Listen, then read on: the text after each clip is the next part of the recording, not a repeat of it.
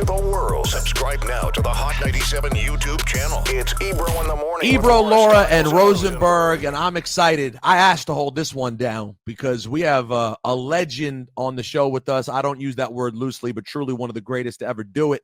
Treach from Naughty by Nature. Treach, what's good, bro? What's popping with your options? You already know we in the building, baby. Now, and you're not just in this building, you're also in the building in Vegas. Tell us about this Vegas residency you got cracking. Oh, yes, man. It's the Boombox residency at the Westgate Hotel, man. The house of Barry Manilow up in there, yo, bringing that hip-hop feeling up there. So I just called it out a few of my friends. So I'm going to be hitting that stage, tearing it up, sharing it with my homie CeeLo Green. Oh, yeah. Share it with the music master over there, using them fingertips over there. The cutting and scratching is the aspect of his Eric B. Okay. Yeah. Called out some of my homies from back in the day, Snap. More than just the hand snap. We had to get some females on the bill. You know we got to represent for them strong queens. We went and got JJ Fad. Okay. Okay. We wow. Super sign of it. All around the building, and you know we couldn't do it without some OGs on the microphone. So one of my favorites, and one of my I call him my uncle's Kid and Play, gonna be up in there doing the dance and the classic boombox anthems. So here, first of all, I love this idea. Like, Syph and I have long said on Juanette that like there's such an opening as hip hop grows and ages to have a Vegas residency, because people come to town and they want to do something fun and they often want to do something nostalgic. And this taps into so many different things. How often are you going to be doing it? How often could people, if they're planning trips right now to Vegas, go to the Westgate to see you? Yeah, you're going to go there from May 11th to the 22nd. And one thing that's so great is so many things happening on in Vegas. They like, well, why is it so short? They always do it like that because they get different buildings. They got different type of events that's always there. This is like CeeLo's third or fourth residency, all through the roof. You feel what I'm saying? So, like you said, it's something a whole different look at what hip hop could do. It's kind of like a Broadway event out there, except it's on Vegas because we doing some stuff never ever been done before. And are you hosting and performing? Are you sort of the through line of the whole thing, or are you just coming out and doing a set of your hits? Yeah, all of us is doing collabing sets. So we're going to be all throughout the whole thing. I'm not hosting, but it's the way it's set up, from the dancers to the band to the lights, cameras, action. You know how the stage is moving, and it's phenomenal. So yeah, we're going to be rocking it out. Straight hip hop. All right, so anyone who's planning a trip to Vegas, May 11th to 22nd, make sure you stop by the Westgate for the Boombox Las Vegas residency. It's going to be tremendous. Treach holding it down. Tickets early, boomboxvegas.com. Boomboxvegas.com. Treach, I feel like your name gets talked about a lot, man. When people, I feel like there's a growing appreciation for sort of the level of influence that you had as an MC. And we know how often, the greats have always referenced you. I mean, we're talking about going all the way back to the late, great Biggie Smalls saying rockin' Redman and Naughty, this, and then it continued on through Eminem. Am I right? Do you feel that there's been a sort of growing appreciation for your contributions lyrically to the game? Definitely. And I love it because they always say, Treach, how you feel about being like one of the most underrated MCs out there? I say it's always better than being overrated. You feel me? And there's always room for people. Facts. And there's always room for people now through social media, from Googling, from getting back and like, yo, I forgot the homie did this, whether it's music, whether it's films. And one thing that's very important is like out of sight, out of mind. If you don't stay out there doing something, people will forget. And you really can't blame the people. You got to blame your hustle. You got to stay out there for them. You got to let them know you out there. What was the emergence like for you guys? It, like, in my experience processing, Naughty by Nature, you guys, you came out like a bat out of hell. Like all of a sudden, I'm not familiar, and then the box every minute is playing OPP, and I'd be visiting my grandparents, and that video was just. It was everywhere. It was ubiquitous. And your first song was a hit. Mhm. What was that initial period like signing to Tommy Boy and releasing the first single? And were you and the label, was everyone surprised by how big OPP was out of the gate? Out of the gate, kind of, but it was like, we call it like we was the 5-year overnight success story. So it did everybody think like Naughty just hit one day and then it was over. They was there. It started from, back in the days when you doing the college radio circuits, when you going into all of the hottest radio stations, video shows, Ralph McDaniels, everything. We was doing that for years, and it's set up through Flavor Unit. So even though before we had records out, like even where I met Tupac, we was on road with Public Enemy, Heavy D, rest in peace, Queen Latifah, and Digital Underground. So he was a roadie and doing background and doing his bars for Digital Underground. I was doing the same thing for Queen Latifah. So even before anybody knew Naughty by Nature, they knew. I remember Treach from that on stage with Queen Latifah. So then when they came up, what are they doing? Da da da da da. It was a phenomenal setup. And then, like you said, with Video Jukebox, we had them. They had to change the whole format, because it used to be you call up, pay that $1. However many times you call up and push in for a song, they was gonna play it. So they ended up playing our songs 24 hours a day. Nobody else could get no more spins.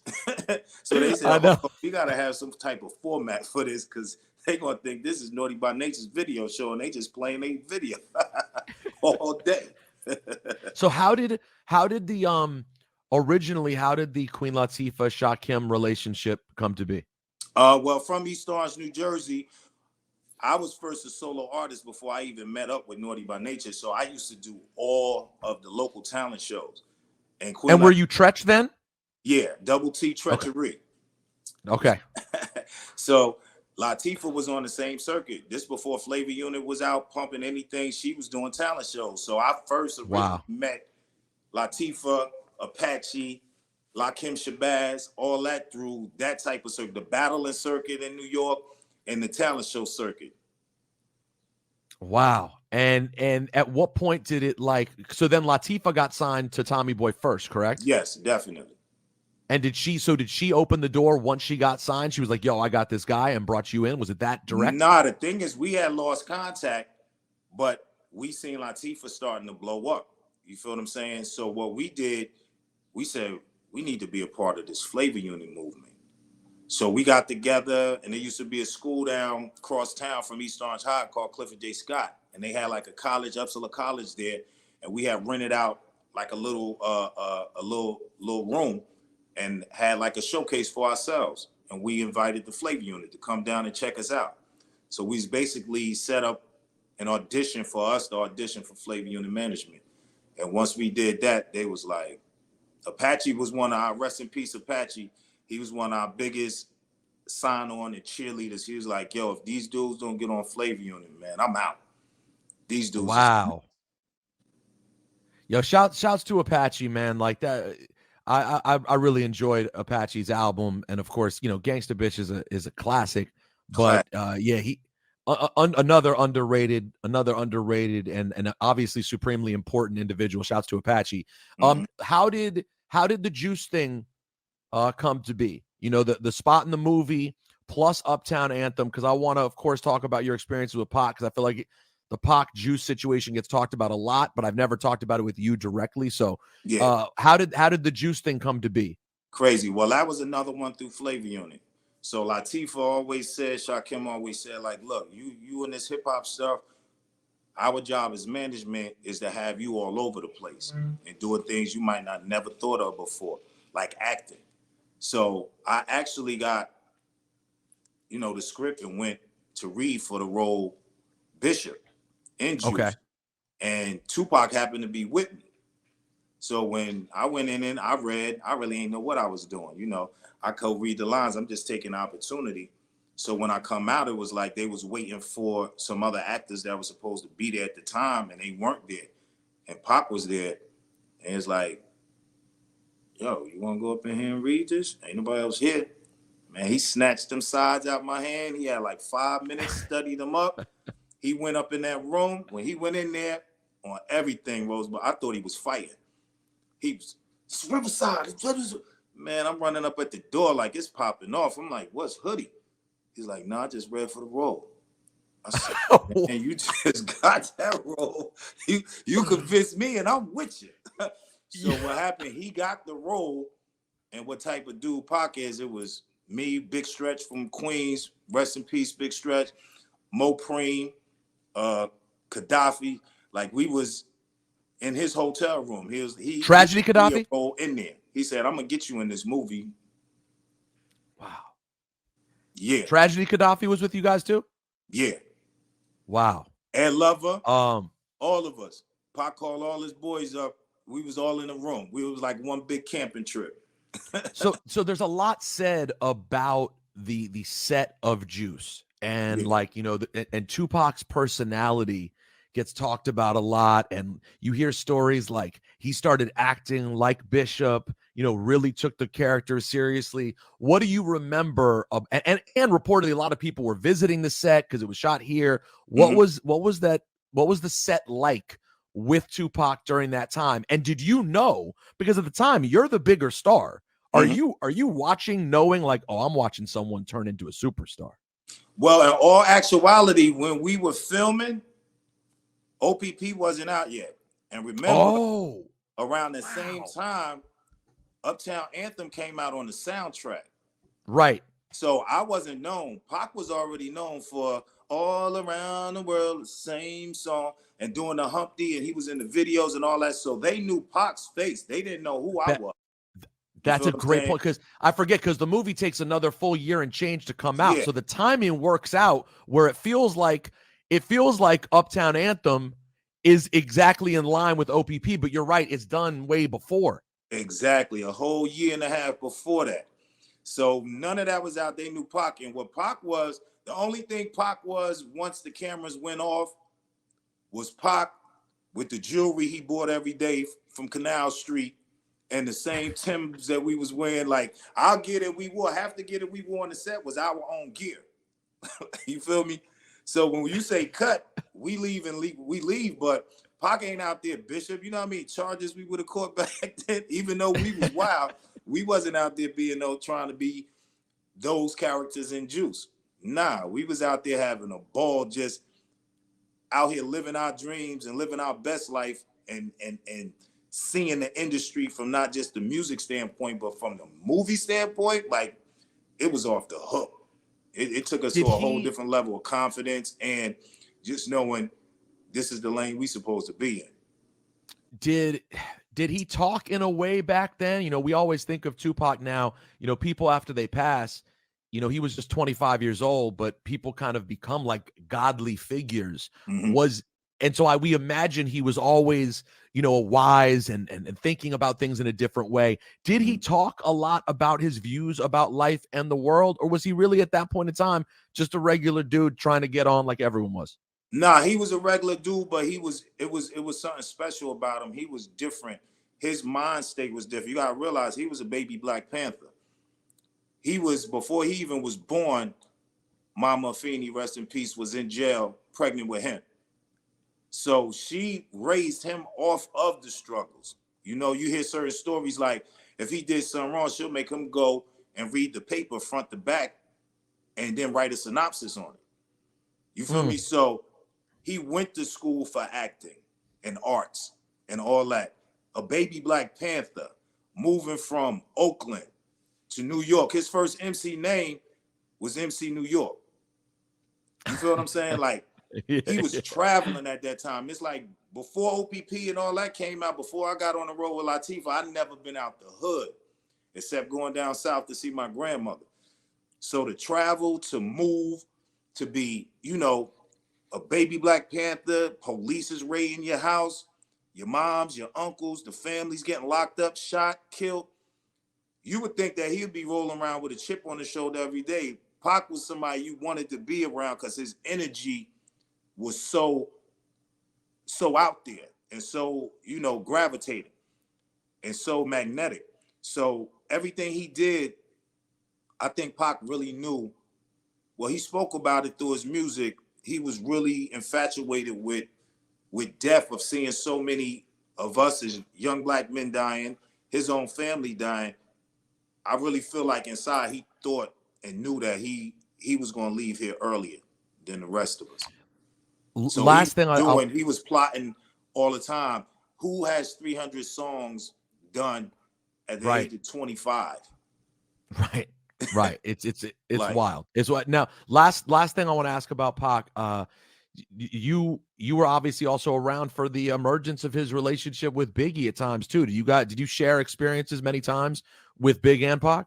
all the time. We was hanging out. You feel what I'm saying? It was like Pac introduced me to Big. So people used to always say like, yo, like Pac is over here. You still cool with Big? I seen you in the video and anything else. I'm You're like he introduced us. yes, of course. That's my man. That's my dude from Brooklyn. I don't know what they're going through, but the whole scenario, see, I'm with Pac.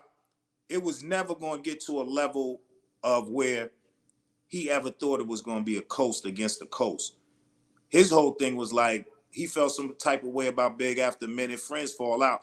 But he was going to do it like, I bet you I make better records than him. I bet you I go platinum for, I bet, you know what I mean? It was more of a competitive type thing. When the East Coast, West Coast, like I said, when the Vibe magazine, I seen that cover on there, and I seen Biggie and Puff on there, and it just had Biggie and Puff picture, and it said East versus West. I said, we in trouble. I said, gangsters don't read articles. Like, they see a cover. They see headlines. They see headlines. That's it. Yeah. They see the headlines. So I said, this is going to be, so me and Pac basically came up with this kind of idea together. And it was like, damn, man. Pac's like, man, I need some artists from the East Coast. I'm like, damn, I need some artists from the West Coast. Like, it was really like a real scary situation. We got to show it ain't no East Coast, West Coast war. So he ended up getting with the Outlaws. And I ended up getting with the Road Dogs from Inglewood, California. So we had put them under the wing, and basically like subliminally with me and Pac hanging together, it's like telling everybody what East Coast, West Coast beef.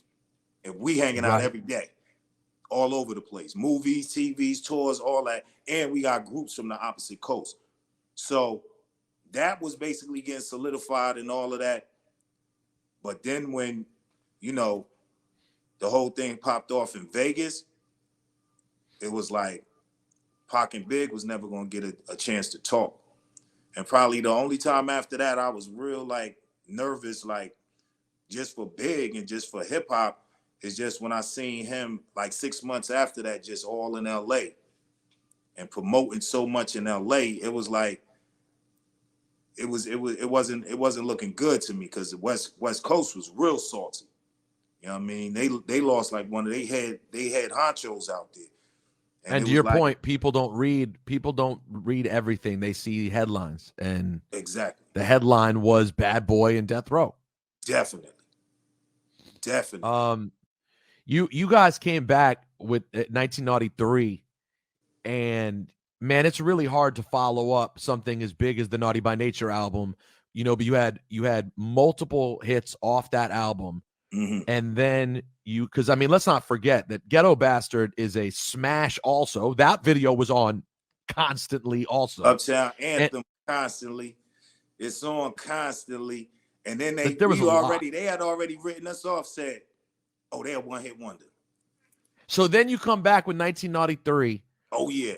With a bigger record than OPP. Hip-hop. I was going to say. So you walk out of the studio. Tell me the feeling when you guys get together and KG plays you Hip Hop Hooray. Like, do you guys immediately walk out and go, guys, we have a fucking anthem? Did you know it? Yo, we actually, you never really know, but you feel good about certain things. It used to be like this like Coachella, the Gorge, like in the Midwest. Hundreds of thousands of people come out. So we had a show at that event, and we performed Hip Hop Hooray for the first time.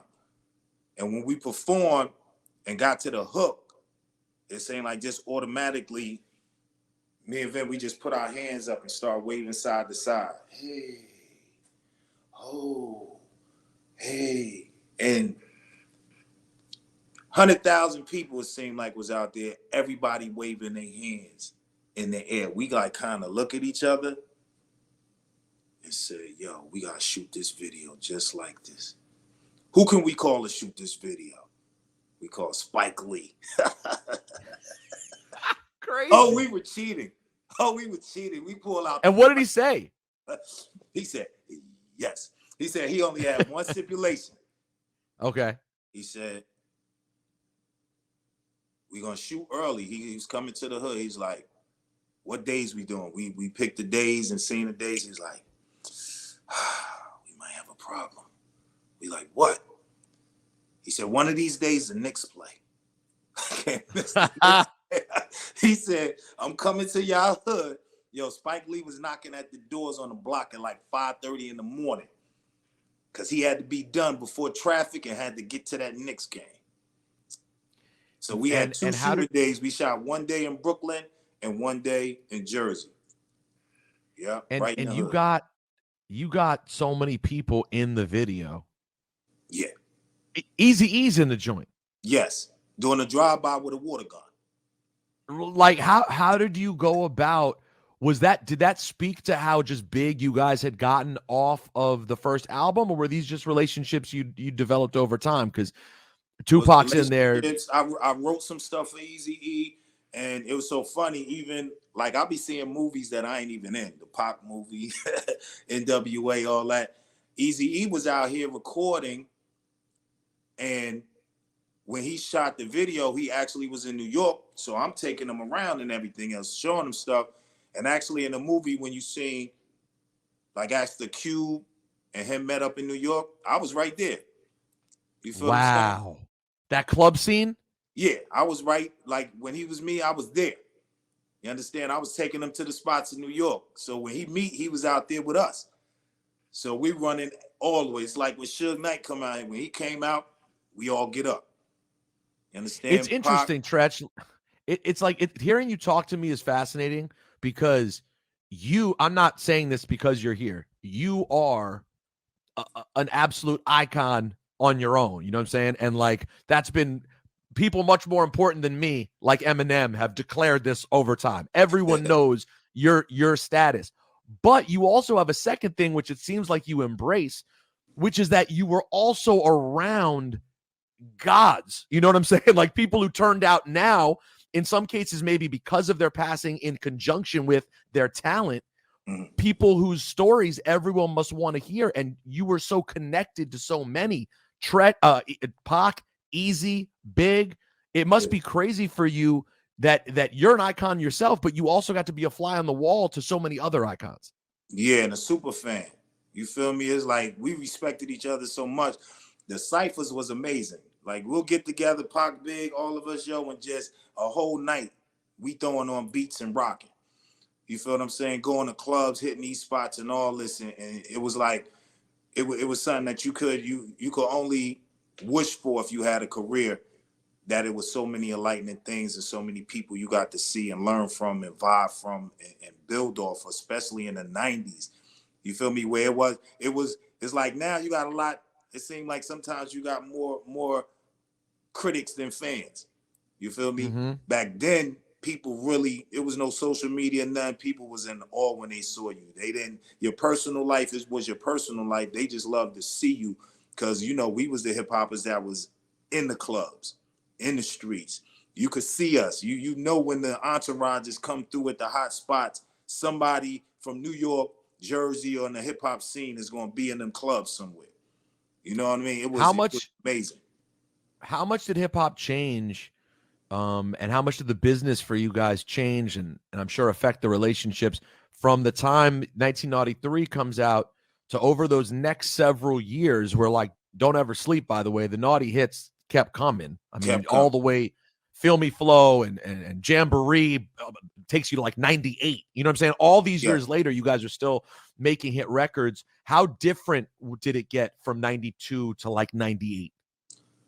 92 to 98, when it really got crazy, 96. When Pac and Big left, that's when like I probably messed up a lot of deals and everything. I was walking into every meeting with bulletproof vests. and 30 homies downstairs outside. You feel what I'm saying? Yeah, Right. you had a bit of a reputation for being a crazy man. It was out there. Just a little bit out there. A little bit. And you think you cost yourself money as a result of how seriously you took it all? Yeah. I mean, imagine going up into these offices, talking deals, sponsorships, everything else, and then when the big wig comes, shake your hand, hug you, you got a bulletproof vest on. They like, what? Pac and Big, two of the biggest out there, is gone. They don't want to meet you outside. You feel me? They don't want to have it where we might have to do some business and go out with these dudes. These dudes, these is gangsters. They smell like the streets coming out. I don't care how many records they sold. Did you look outside the window? And then you know when the situations with the labels was going on. I'm definitely one of the first one that made them start putting metal detectors and locked doors on labels. And we used to run. We wasn't going to the lawyers and saying why this paperwork. We was going to the label. So it was no longer machetes at this point. Oh no, it was extended clips and assault rifles. Because you guys came out of the gate, let's be honest, with the machetes off top. Off top. In the videos. In the video. On the stages. On the shows. And the machete went to the chainsaw. You feel me? It was that type of cutting the competition vibe out there. Now you've done a ton, just a ton in television and film, and you have a movie coming out soon, right? Lord of the Streets, next month, the end of the month on Tubi / Fox original movie, Lord of the Streets. So in this, I'm playing a character that's an ex-MMA fighter.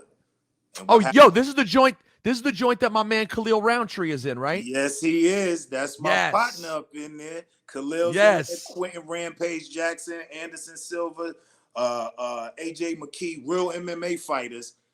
So I had to train to be an MMA fighter, and the story of my character is he's an MMA fighter. He ends up killing somebody in the ring.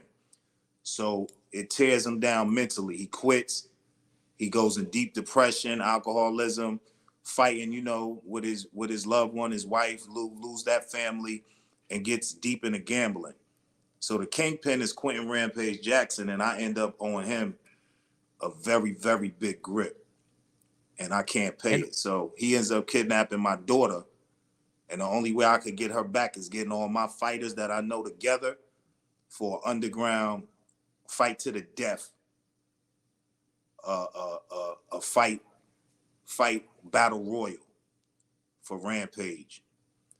And when and where can people see this movie?